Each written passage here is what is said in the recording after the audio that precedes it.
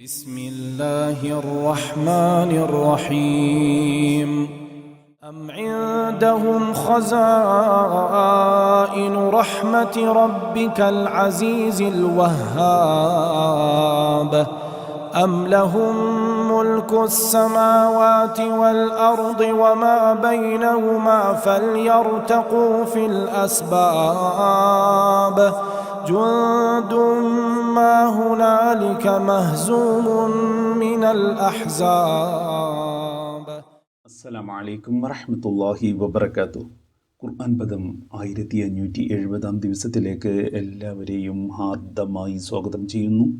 വിശുദ്ധ ഖുർആനിലെ 38 അധ്യായമായ സൂറത്ത് സ്വാദിലെ 9 മുതൽ 11 വരെയുള്ള ആയത്തുകളാണ് ഇന്ന് പഠനവിധേയമാക്കുന്നത്. ക്ലാസ് ആരംഭിക്കുന്നതിനായി ആദരണീയനായ ഡോക്ടർ A.I. വിലായത്തുള്ള സാഹിബിനെ ക്ഷണിക്കുന്നു. അസ്സലാമു അലൈക്കും വറഹ്മത്തുള്ളാഹി വബറകാതുഹു.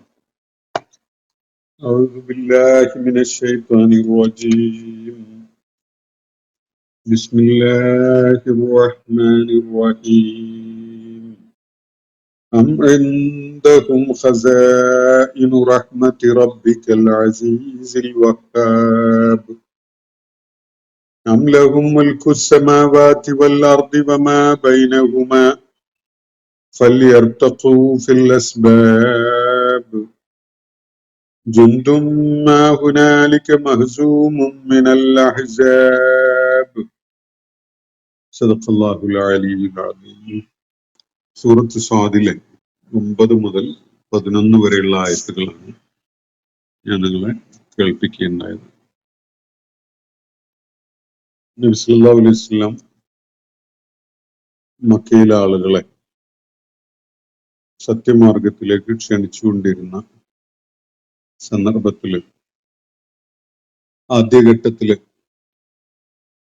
പരസ്യമായി അള്ളാഹുവിന്റെ പ്രവാചകൻ പ്രബോധനം നിർവഹിച്ചുകൊണ്ടിരിക്കുന്ന,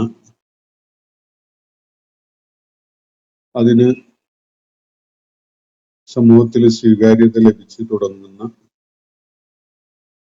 ആദ്യഘട്ടത്തിലാണ് അതിൽ പ്രകോപിതരായിട്ട് മക്കയിലെ പ്രമാണിമാര് മുഹമ്മദ് നബി സല്ലല്ലാഹു അലൈഹി വസല്ലമക്ക് എതിരിൽ രംഗത്ത് വരുന്നത്. അതിന്റെ ഭാഗമായി അബൂ താലിബിന്റെ കാലത്ത് തന്നെ ഈ പ്രശ്നം അവസാനിപ്പിച്ചു കളയണം എന്ന ഉദ്ദേശത്തോടു കൂടി അവരൊക്കെയും തന്നെ 10-25 പേര് അബൂ താലിബിന്റെ അടുക്കൽ വന്ന് സംസാരിക്കുകയുണ്ടായ ഒരു സംഭവം നമ്മൾ പരാമർശിക്കുകയുണ്ടായി.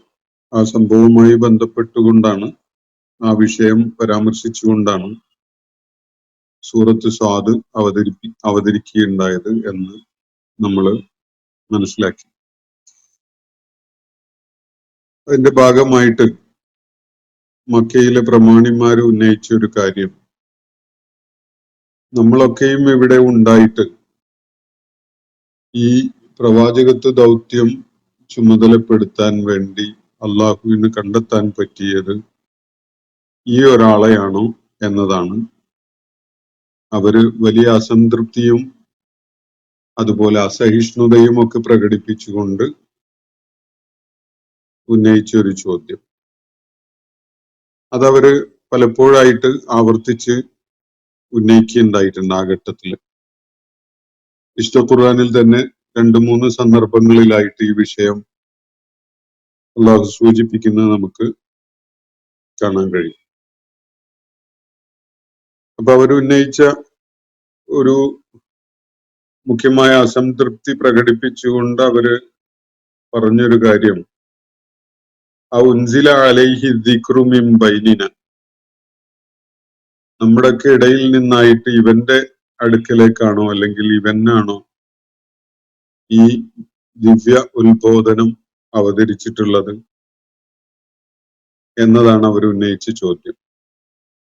മക്കയില് ഗോത്രപരമായി വംശപരമായി പ്രാധാന്യമുള്ള പ്രമാണിമാരായ ആളുകളൊക്കെ ഉണ്ടായിട്ട് അവരുടെ അടുക്കലേക്കൊന്നും ഈ ദൈവിക സന്ദേശം അവതരിപ്പിക്കുന്ന വിധത്തില് മാലാഖ വരികയോ കാര്യങ്ങൾ പകർന്നു കൊടുക്കുകയോ ചെയ്യുന്നതിന് പകരം ഇങ്ങനെ ഒരാളെയാണോ അതിന് തെരഞ്ഞെടുത്തിരിക്കുന്നത്, അല്ലെങ്കിൽ ഇങ്ങനെ ഒരാൾക്കാണോ ഇത് ഇറക്കിക്കൊടുത്തിരിക്കുന്നത് എന്നതാണ് അവരൊരു ചോദ്യമായിട്ട് ഉന്നയിക്കുകയുണ്ടായത്. യഥാർത്ഥത്തില് അവരുടെ അങ്ങനെയുള്ള ചോദ്യങ്ങൾ ഉന്നയിക്കുന്നതിന്റെ പിന്നിലുള്ള മനഃശാസ്ത്രം, ഒന്ന്, അവർക്ക് അള്ളാഹുവിനെയും പാരത്രിക ലോക ജീവിതത്തെയും പ്രവാചകൻ എന്ന ആശയത്തെയും ഒന്നും വേണ്ട വിധത്തിൽ ഉൾക്കൊള്ളാൻ പറ്റിയിട്ടില്ല എന്നതാണ്. മറ്റൊരു കാര്യം, അവര് അള്ളാഹുവിന്റെ ശിക്ഷയെക്കുറിച്ച് തീർത്തും അജ്ഞതയിലാണ് കഴിയുന്നത് എന്നാണ്. ബല്ലമ്മ യദൂഖു അദാബ് എന്നാണ് അള്ളാഹു സൂചിപ്പിക്കുന്നത്. അവര് ദൈവിക ശിക്ഷ, അള്ളാഹുവിന്റെ നടപടിക്രമം അത് രുചിച്ചറിഞ്ഞിട്ടില്ല. അള്ളാഹുവിന്റെ ശിക്ഷാ നടപടിയുടെ രുചി അറിയാൻ അവർക്ക് സാധിച്ചിട്ടില്ല. അതുകൊണ്ടാണ് അവർ ഈ ധാർഷ്ട്യവും ധിക്കാരവും ഒക്കെ കാണിക്കുന്നത് എന്നാണ് കഴിഞ്ഞ ദിവസം നമ്മൾ പഠന വിധേയമായ ആക്കിയ ആയത്തിൽ അള്ളാഹു ചൂണ്ടിക്കാണിക്കുകയുണ്ടായത്. ഈ കാര്യങ്ങളുടെ ഈ ആശയ സംവേദനത്തിന്റെ തുടർച്ചയായിട്ടാണ് ഇന്ന് ഞാൻ നിങ്ങളെ കേൾപ്പിച്ചിരിക്കുന്ന 9 മുതൽ 11 വരെയുള്ള ആയത്തുകൾ കാര്യങ്ങൾ മുന്നോട്ട് വെക്കുന്നത്. അം ഇൻദഹും ഖസാഇനു റഹ്മത്തി റബ്ബിക്കൽ അസീസിൽ വഹാബ് എന്നൊരു ചോദ്യമാണ് അള്ളാഹു ഉന്നയിക്കുന്നത്. നമ്മളൊക്കെ ഇവിടെ ഉണ്ടായിട്ട് ഇയാൾക്കാണോ അവതരിപ്പിച്ചു കൊടുത്തത് എന്ന വിധത്തിലുള്ള അവരുടെ പരിഹാസപൂർവമായ ചോദ്യം ഉണ്ടല്ലോ. ആ ചോദ്യത്തെ അള്ളാഹു നേരിടുന്നത്, ആ ചോദ്യത്തിനുള്ള പ്രത്യുത്തരം നൽകുന്നത് ഇങ്ങനെയാണ്: അം ഇൻദഹും ഖസാഇനു റഹ്മത്തി റബ്ബിക്കൽ അസീസിൽ വഹാബ്. അസീസും വഹാബുമായ നിന്റെ റബ്ബിന്റെ റഹ്മത്തിന്റെ ഖസാഇനുകൾ, ഖജനാവുകൾ, അത് അവരുടെ കയ്യിലാണോ എന്നാണ് അള്ളാഹു ചോദിക്കുന്നത്. അം ഇൻദഹും, അവരുടെ കയ്യിലാണോ, ഖസാഇനു റഹ്മത്തി റബ്ബിക്ക, നിന്റെ റബ്ബിന്റെ ഖജനാവുകളുടെ, നിന്റെ റബ്ബിന്റെ കാരുണ്യത്തിന്റെയും അനുഗ്രഹങ്ങളുടെയും ഖജനാവുകൾ അത് അവരുടെ കയ്യിലും അവരുടെ നിയന്ത്രണത്തിലുമാണോ എന്നാണ് ഉന്നയിക്കപ്പെട്ട ചോദ്യം. എന്നിട്ട് നിന്റെ റബ്ബ് എന്നതിനൊരു വിശേഷണം കൂടി, അല്ലെങ്കിൽ 2 വിശേഷണം കൂടി ഇവിടെ നൽകപ്പെട്ടിരിക്കുകയാണ്. അൽ വഹാബ്, അൽ അസീസ്, അൽ വഹാബ്. പ്രതാപമുടയവനും സർവദാതാവുമായ നിന്റെ റബ്ബിന്റെ അനുഗ്രഹങ്ങളുടെ ഖജനാവുകൾ അവരുടെ കൈകളിലാണോ എന്നാണ് ചോദ്യം. അതൊരല്പം ഗൗരവം ഉള്ളതും അതുപോലെ ആർക്കാണോ ഈ മറുപടി നൽകപ്പെടുന്നത് അവരുടെ വായ അടപ്പിക്കുന്നതുമായ ഒരു ചോദ്യമാണ്. ആകാശഭൂമികളുടെ സ്രഷ്ടാവായ അതിപ്രതാപവാനായ അള്ളാഹുവിന് തന്റെ ദൗത്യം നിർവഹിക്കാൻ ആരെ തെരഞ്ഞെടുക്കണം എന്നത് തീരുമാനിക്കാൻ ഇവരുടെ ഇഷ്ടാനിഷ്ടങ്ങൾ നോക്കിയിട്ട് വേണോ എന്നതാണ് ഈ ചോദ്യം ഉന്നയിക്കുന്നതിൽ അടങ്ങിയിരിക്കുന്ന സ്വരം. ആകാശഭൂമികളുടെ ഉടയവനായ റബ്ബ്, പ്രപഞ്ച സാകല്യത്തിന്റെ സൃഷ്ടാവായ അള്ളാഹു, അവന് അസീസാണ്, ഇസ്സത്തുള്ളവനാണ്. എന്ന് പറഞ്ഞാൽ ഈ സംസാരിച്ചു കൊണ്ടിരിക്കുന്ന ആളുകളുടെ ഒന്നും ഒരു കാര്യത്തിലും അവരെ ഒന്നും ആശ്രയിക്കുന്നവനല്ല അള്ളാഹു. ഇവരൊക്കെയും തന്നെ അവനെ ആശ്രയിക്കുന്നവരാണ്. ആ വിധത്തിൽ അവൻ അസീസാണ്.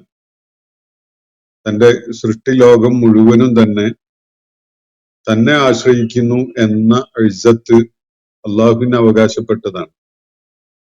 അള്ളാഹു അവരെയൊന്നും ആശ്രയിച്ചുകൊണ്ട് നിലകൊള്ളുന്നവനല്ല. അള്ളാഹു അസീസാണ്. അതേപോലെ അള്ളാഹു വഹാബുമാണ്. വഹാബ് എന്ന് പറഞ്ഞാല് നമ്മൾ നേരത്തെ പലപ്പോഴും പരിചയപ്പെട്ടിട്ടുള്ള അറബി ഭാഷയിലെ ഒരു വസിനിലാണ്.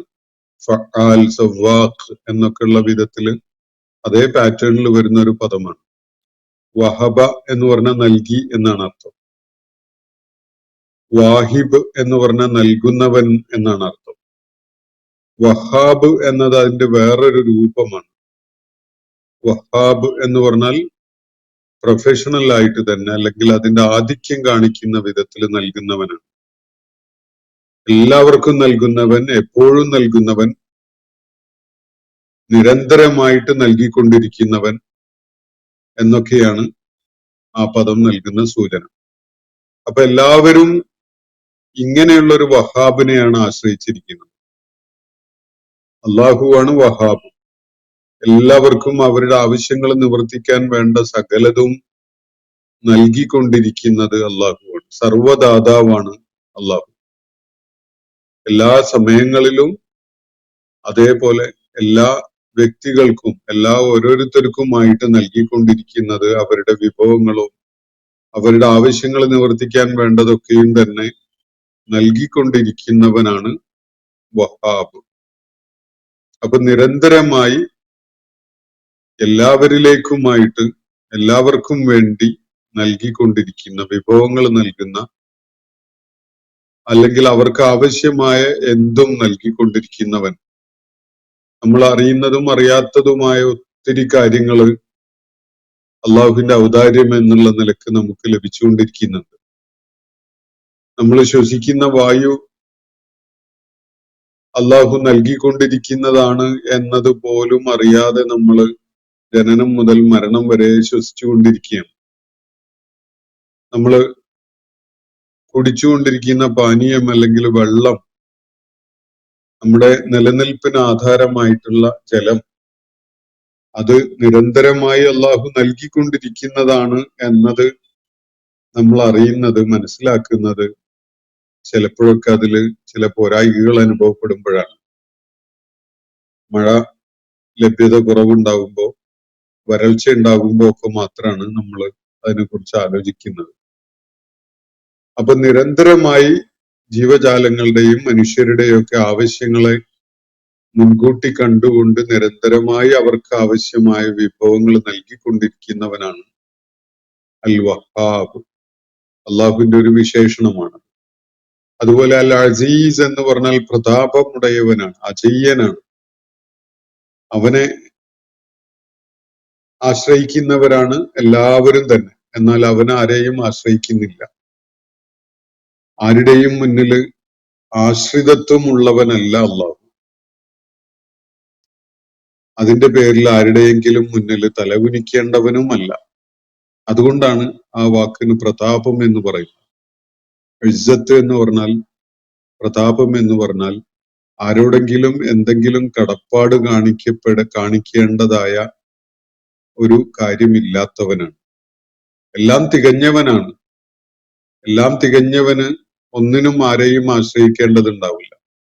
അവനെ ആശ്രയിക്കുന്നവരായിട്ട് പലരും ഉണ്ടാവും. ഇതാണ് അൽ അസീസ് എന്ന പദം നൽകുന്ന സൂചന. അപ്പൊ ഇവിടെ ഇവർക്കുള്ള മറുപടിയായിട്ട് അള്ളാഹു ഒരു ചോദ്യമാണ് ഉന്നയിക്കുന്നത്. അംഇൻദഹും ഖസാഇനു റഹ്മത്തി റബ്ബിക്കൽ അസീസ് അൽ വഹാബ്. അസീസും വഹാബുമായ നിന്റെ റബ്ബിന്റെ റഹ്മത്തിന്റെ ഖസാഇനുകൾ, കാരുണ്യത്തിന്റെയും അനുഗ്രഹത്തിന്റെയും ഖജനാവുകൾ, അത് ഇവരുടെ കയ്യിലാണോ? ഇവരുടെ കയ്യിലാണെങ്കിൽ അവർക്ക് തോന്നിയ പോലെ അത് കൈകാര്യം ചെയ്യാനൊക്കെ പറ്റിയെന്ന് വരും. അപ്പൊ പ്രവാചകത്വം ആർക്ക് കൊടുക്കണം, ആർക്ക് കൊടുക്കരുത് എന്നൊക്കെ ഇവർ തീരുമാനിച്ചെന്ന് വരും. അങ്ങനെയാണോ? ഇതാണ് അള്ളാഹു ചോദിക്കുന്നത്. എന്താ നമ്മുടെ ഖജനാവിന്റെ കൈകാര്യകർത്തൃത്വം നാം നിങ്ങളെ ഏൽപ്പിച്ചതാണോ? എന്നിട്ട് നുബുവത്ത് ആരെ ഏൽപ്പിക്കണം, ആരെ ഏൽപ്പിച്ചുകൂടാ എന്ന് നിങ്ങളാണോ തീരുമാനിക്കേണ്ടത്? ആ വിധത്തിൽ നിങ്ങൾക്ക് അങ്ങ് വിട്ടു തന്നതാണോ എന്നാണ് അള്ളാഹുവിന്റെ ഈ ചോദ്യം. അതിന്റെ മുന അങ്ങനെയാണ്. ഉന്നയിക്കപ്പെട്ട ചോദ്യം അതാണല്ലോ. നമ്മുടെ കൂട്ടത്തില് ഇവനാണോ ഇത് അവതീർണമായിട്ടുള്ളത്?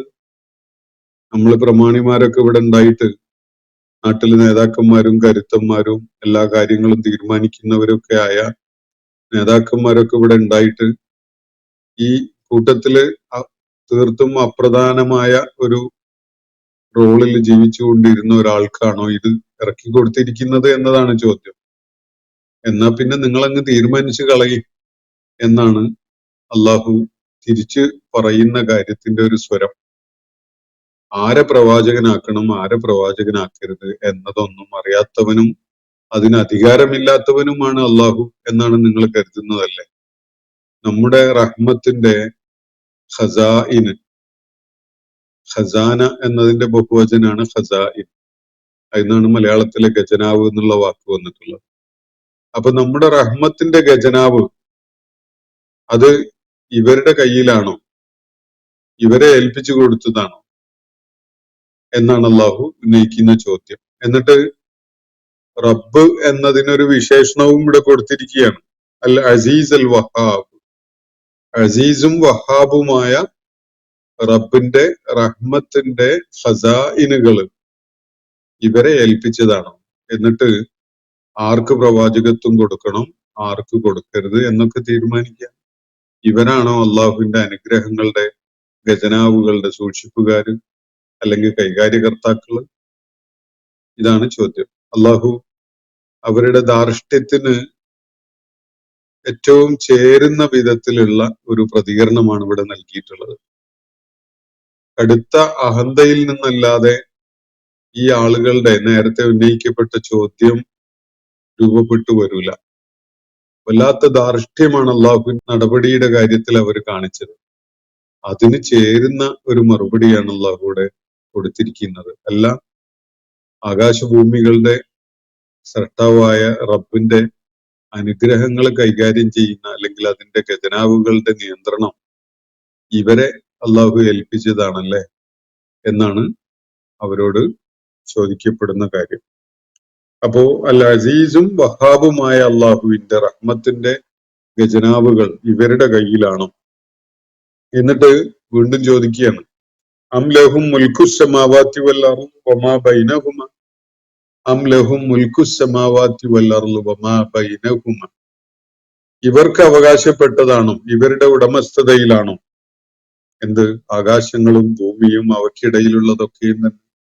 ഈ പ്രപഞ്ച സാകല്യം അവരുടെ ഉടമസ്ഥതയിലാണോ എന്നാണ് അള്ളാഹു വീണ്ടും ചോദിക്കുന്നത്. ആകാശഭൂമികളും അവയ്ക്കിടയിലുള്ളതും സകലതും, പ്രപഞ്ചത്തിന്റെ സകല സംഗതികളും ഇതിന്റെയൊക്കെ ഉടമസ്ഥർ ഇവരാണോ? എന്നിട്ട് കാര്യങ്ങളിൽ അങ്ങനെ വേണം ഇങ്ങനെ വേണ്ട എന്നൊക്കെ തീരുമാനിക്കാൻ. ആകാശഭൂമികൾക്കിടയിലാണല്ലോ മനുഷ്യന്റെ അധിവാസം. അപ്പൊ മനുഷ്യന്റെ ഈ ജീവിതം, അതുമായി ബന്ധപ്പെട്ടുകൊണ്ടുള്ള അവർക്കുള്ള മാർഗദർശനം തുടങ്ങിയ കാര്യങ്ങളിൽ തീരുമാനമെടുക്കേണ്ടത് ആരെ അവർക്ക് മാർഗദർശിയായിട്ട് അയക്കണം, ആരെ അയച്ചുകൂടാ എന്നൊക്കെ തീരുമാനിക്കാൻ ഈ പ്രപഞ്ച സാകല്യത്തിന്റെ ഉടമസ്ഥത അവരുടെ കയ്യിലാണോ എന്നാണ് അള്ളാഹു ചോദിക്കുന്നത്. അം ലഹും മുൽക്കുസ്സമാവാത്തി വൽ അർളി വമാ ബൈനഹുമ, എങ്കിൽ ഫല്യർതഖൂ ഫിൽ അസ്ബാബ്, എങ്കിൽ അവർ കയറി പോകട്ടെ. അൽ അസ്ബാബ്, എന്തെങ്കിലും വഴികൾ തേടിക്കൊണ്ട് അള്ളാഹുവിന്റെ സിംഹാസനം കൈയടക്കുന്നതിനായിട്ട് അവരങ്ങ് കയറി പോയിക്കളയട്ടെ. ആകാശങ്ങളും ഭൂമിയും ഒക്കെ അവരുടെ കയ്യിലാണെങ്കിൽ അവയ്ക്കിടയിലുള്ളതൊക്കെയും അവരുടെ ഉടമസ്ഥതയിലും നിയന്ത്രണത്തിലുമാണെങ്കിൽ ഫല്യർതഖൂ ഫിൽ അസ്ബാബ്. യർതഖൂ എന്ന് പറഞ്ഞാൽ ഫല്യർതഖൂ, അവർ കയറി പോകട്ടെ എന്നാണ് അർത്ഥം. ഫിൽ അസ്ബാബ് എന്ന് പറഞ്ഞ, അസ്ബാബ് എന്നുള്ളത് സബബിന്റെ ബഹുവചനാണ്. സബബ് എന്ന് പറഞ്ഞ കാരണം, ഇംഗ്ലീഷിൽ വേണമെങ്കിൽ മീൻസ് എന്ന് പറയാം, മാർഗം, വഴി. അപ്പോ വല്ല വഴിയും തേടി അവരങ്ങ് കയറി പോകട്ടെ. ആകാശഭൂമികളുടെയും അവയ്ക്കിടയിലുള്ളതിന്റെയും മേലുള്ള ആധിപത്യം അള്ളാഹുവിന്റെ ഉടമസ്ഥതയിലാണല്ലോ. അവിടെ നിന്ന് അള്ളാഹുവിനെ പിടിച്ചിറക്കിയിട്ട് അവിടെ കയറിയിരിക്കാൻ വേണ്ടി അവര് വഴി തേടി കയറി പോകട്ടെ. അവരുടേതാണ്, അവരുടെ നിയന്ത്രണത്തിലാണ്, അവരുടെ ഉടമസ്ഥതയിലും ആധിപത്യത്തിലുമാണ് ഈ പ്രപഞ്ചം ഉള്ളതെങ്കിൽ അവര് വല്ല വഴിയും തേടി കയറി പോയിക്കളയട്ടെ. അള്ളാഹുവിന്റെ അധികാര പീഠം കൈയടക്കാൻ വേണ്ടി അവരങ്ങ് കയറി പോയിക്കളയട്ടെ. ഇതാണ് അള്ളാഹു അവരെ കണക്കിന് ശകാരിക്കുന്ന വിധത്തില് കാര്യം പറയുന്നത്. കടുത്തൊരു ഒരു ശൈലിയിലാണ്, വളരെ കടുത്ത ഭാഷയിലാണ് ഇവരുടെ ഈ ധിക്കാരത്തിന് അള്ളാഹു മറുപടി നൽകുന്നത്. അവരുടെ ആ സംസാരത്തിൽ അടങ്ങിയിരുന്ന അഹന്ത ആ അഹന്തക്കുള്ള മറുപടിയാണ് അള്ളാഹു ഇവിടെ നൽകുന്നത്. അം ലഹും മുൽക്കു സമാവാതി വൽ അർളി വമാ ബൈനഹുമ. ആകാശഭൂമികളും അവയ്ക്കിടയിലുള്ളതും അതിന്റെയൊക്കെ ഉടമസ്ഥത ഇവർക്കാണോ? എങ്കിൽ ഫല്യർത്തഖൂ ഫിൽ അസ്ബാബ്, അവര് വഴി തേടി കയറിപ്പോവട്ടെ. ഫല്യർത്തഖൂ ഫിൽ അസ്ബാബ്. അസ്ബാബ് എന്ന് പറഞ്ഞാൽ അള്ളാഹുവിന്റെ സിംഹാസനത്തിലേക്ക് എത്തിപ്പെടാനുള്ള വഴികൾ എന്ന് വേണമെങ്കിൽ അതിനെ മനസ്സിലാക്കാം. ആ വഴികളിലൂടെ അവരങ്ങ് കയറി പോവട്ടെ. അള്ളാഹുവിന്റെ കുർസി, അള്ളാഹുവിന്റെ അർശ് സ്വന്തമാക്കുന്നതിന് വേണ്ടി. അള്ളാഹുവിന്റെ അധികാരപീഠം ഉള്ളവനാണല്ലോ കാര്യങ്ങളുടെ മേൽ നിയന്ത്രണം ഉണ്ടാവുക. സകല കാര്യങ്ങളുടെയും നിയന്ത്രണം അള്ളാഹുവിനാണ്. അള്ളാഹുവിന്റെ അർശ് അതിന്റെ പ്രതീകമാണ്. എങ്കിൽ ഈ പ്രപഞ്ച സാകല്യത്തിന്റെ മേൽ നിയന്ത്രണം ഉണ്ടാകുന്ന വിധത്തിൽ അവര് ആ സിംഹാസനം, അള്ളാഹുവിന്റെ അർശ് കൈയടക്കട്ടെ. എന്നിട്ട് അങ്ങനെ കൈയടക്കാൻ വേണ്ടി അവര് എന്തെങ്കിലും വഴി കണ്ടെത്തി അങ്ങ് കയറി പോവട്ടെ അള്ളാഹുവിന്റെ സിംഹാസനത്തിന്റെ ഇടത്തിലേക്ക്. ഇതാണ് അവരോട് പറയുന്നത്. ജുന്ദും മാ ഹുനാലിക മഹ്സൂമുൻ മിനൽ അഹ്സാബ്. എന്നിട്ട് ഒരു വിലയിരുത്തൽ കൂടി അള്ളാഹു നടത്തുകയാണ്. ഇവരാരാണെന്നാണ് ഇവർ കരുതുന്നത്? ഇവരുടെ ധാർഷ്ട്യം കണ്ടാൽ, ഇവരുടെ ധിക്കാരം കണ്ടാൽ തോന്നും ഇവര് ലോകത്തെ അതിജയിച്ച് ദീർഘകാലം വാണരുളുന്ന മഹാശക്തന്മാരായ ആളുകളാണ് എന്ന്. എന്നാൽ പച്ച പരമാർത്ഥം എന്താണെന്ന് അറിയോ? നോക്കൂ, ഇവിടെ യാഥാർത്ഥ്യം ഇതാണ്. ജുന്ദും മിനൽ അഹ്സാബാണ് ഇവർ. പല സംഘങ്ങളിൽപ്പെട്ട ഒരു സൈന്യം. ഒരുപാട് സംഘങ്ങള് ലോകത്ത് കരുത്തും ശക്തിയും ഒക്കെ കാണിച്ചുകൊണ്ട് നിലകൊള്ളുന്നുണ്ട്. എല്ലാ കാലത്തും അങ്ങനെയാണ്. ഒരുപാട് ശാക്തിക കേന്ദ്രങ്ങൾ അല്ലെങ്കിൽ വൻ ശക്തികൾ ലോകത്തുണ്ടാവുമല്ലോ. അത് പല കാരണങ്ങളാലാണ് അവര് വൻ ശക്തികളായിട്ട് അങ്ങനെ നിഗളിച്ച് വാഴുന്നുണ്ടാവുക. അങ്ങനെയുള്ള ശക്തികളാണ് ഇവിടെ അഹ്സാബ് എന്ന വിധത്തിൽ പരാമർശിക്കപ്പെടുന്നത്. സംഘങ്ങൾ, കക്ഷികൾ, പല കക്ഷികളും പല ശാക്തിക ചേരികളും ശക്തികളും ഒക്കെയാണ് ഉള്ളത്. അവരുടെ കൂട്ടത്തില് ഇതൊരു ജുന്താണ്, ഇതൊരു സൈന്യമാണ്. എങ്ങനത്തെ സൈന്യമാണ്? മാഹുനാലിക മഹ്സൂം, ജയിച്ചടക്കപ്പെടുന്ന, തോൽപ്പിക്കപ്പെടാൻ പോകുന്ന ഒരു സൈന്യമാണത്. എവിടെ വെച്ചാ തോൽപ്പിക്കപ്പെടുക? മാ ഹുനാലിക, ഇവിടെ തന്നെ വെച്ച്. എവിടെ വെച്ചാണോ ഇവർ ഈ ധാർഷ്ട്യവും വീമ്പിളക്കലും ഒക്കെ കാണിക്കുന്നത്, അതേ സ്പോട്ടിൽ, അതേ നാട്ടിൽ വെച്ച് ഇവര് തോൽപ്പിക്കപ്പെടാനിരിക്കുകയാണ്. അങ്ങനെയുള്ള ഒരു സംഘം, ഒരു സൈന്യം മാത്രമാണ് ഇവർ. ലോകത്തെ പല സൈന്യങ്ങളുടെയും പല സംഘങ്ങളുടെയും ഒക്കെ കൂട്ടത്തിലെ ഇവിടെ വെച്ച് തോൽപ്പിക്കപ്പെടാനിരിക്കുന്ന ഒരു സൈന്യമാണ് ഇവര് എന്നാണ് അള്ളാഹു പറയുന്നത്. വലിയൊരു പ്രവചനാണത്. ഒരു 10 വർഷം പിന്നിടുന്നതോടുകൂടി, അല്ലെങ്കിൽ 10ഓ 15ഓ വർഷങ്ങള്, 15-ൽ താഴെ വർഷങ്ങൾ കഴിയുന്നതോടുകൂടി അക്ഷരം പ്രതി പുലരാനിരിക്കുന്ന ഒരു പ്രവചനമാണിത്. ഇപ്പോ അവര് നിസാരനായി കണ്ട മുഹമ്മദ് മുസ്തഫ സല്ലല്ലാഹു അലൈഹി വസല്ലം വർഷങ്ങൾക്കുള്ളില് മക്കയിലേക്ക് ജേതാവായിട്ട് തിരിച്ചു വരുന്ന ഒരു സംഭവം അരങ്ങേറുന്നുണ്ട് മക്ക വിജയത്തോടനുബന്ധിച്ച്. ആ മക്ക ജയിച്ചടക്കുന്ന സംഭവം അരങ്ങേറുമ്പോ ഈ ധാർഷ്ട്യം കാണിച്ചവരും അവരുടെ ആ ധിക്കാര നിലപാടുകൾ പിന്തുടർന്നുകൊണ്ട് അവസാനം വരെ നിലകൊണ്ട ആളുകളും ഈ ഇടത്തിൽ വെച്ച് തന്നെ, ഈ പട്ടണത്തിൽ വെച്ച് തന്നെ ജയിച്ചടക്കപ്പെടുന്നവരും തോൽവി സമ്മതിക്കേണ്ടി വരുന്നവരുമായിരിക്കും. ഈ ഒരു കാര്യമാണ് അല്ലാഹു മുൻകൂട്ടി പറഞ്ഞു വെക്കുന്നത് എന്നതാണ് നമുക്കത് ആ നിലക്കാണ് അത് മനസ്സിലാക്കാൻ സാധിക്കുക. ജുന്ദും മാ ഹുനാലിക മഹ്സൂമുൻ, ഇതൊരു ജുന്താണ്. ജുന്ത് എന്ന് പറഞ്ഞ സൈന്യം, പട്ടാളക്കാരുടെ ഒരു സംഘം. അവര് മഹ്സൂമുൻ, തോൽപ്പിക്കപ്പെടുന്നവരാണ്, പരാജിതരാവുന്ന ഒരു സൈന്യം. അത് മിനൽ അഹ്സാബ്, പല സംഘങ്ങളിലും പെട്ട ഒരു ജുന്താണത്. ഇങ്ങനത്തെ ഒരുപാട് കൂട്ടർ ലോകത്ത് പലതും ഉണ്ട്. ലോകത്തിന്റെ പല ഭാഗങ്ങളിലായിട്ട് ഒരുപാട് ഹിസ്ബുകളുണ്ട്, ഒരുപാട് സജ്ജരായി നിൽക്കുന്ന പോരാളികളുടെ സംഘങ്ങൾ അല്ലെങ്കിൽ അങ്ങനെയുള്ള കക്ഷികൾ ലോകത്ത് പലയിടത്തും ഉണ്ട്, പല കാലങ്ങളിലും ഉണ്ടായിട്ടുണ്ട്. അവരുടെയൊക്കെ കൂട്ടത്തിൽ ഒരു ജുന്താണിത്, ഒരു സൈന്യം. എന്താണ് അവരുടെ വിധി? മഹ്സൂമുൻ, അവര് തോൽപ്പിക്കപ്പെടാനിരിക്കുകയാണ്, പരാജിതരാവാൻ പോവുകയാണ്. എവിടെ വെച്ച? ഹുനാലിക, ഇവിടെ വെച്ച് തന്നെ. ഇതാണ് ജുന്ദുൻ മാ ഹുനാലിക മഹ്സൂമുൻ മിനൽ അഹ്സാബ്. കക്ഷികളുടെ കൂട്ടത്തില് ഇവിടെ വെച്ച് തോൽപ്പിക്കപ്പെടാനിരിക്കുന്ന ഒരു സൈന്യമാണ്. ഇവരാണ് ആകാശഭൂമികളുടെ അധികാരം തങ്ങളുടെ കയ്യിലാണ് എന്ന വിധത്തിലുള്ള വികളിപ്പും ധാർഷ്ട്യവും കാണിക്കുന്നത്.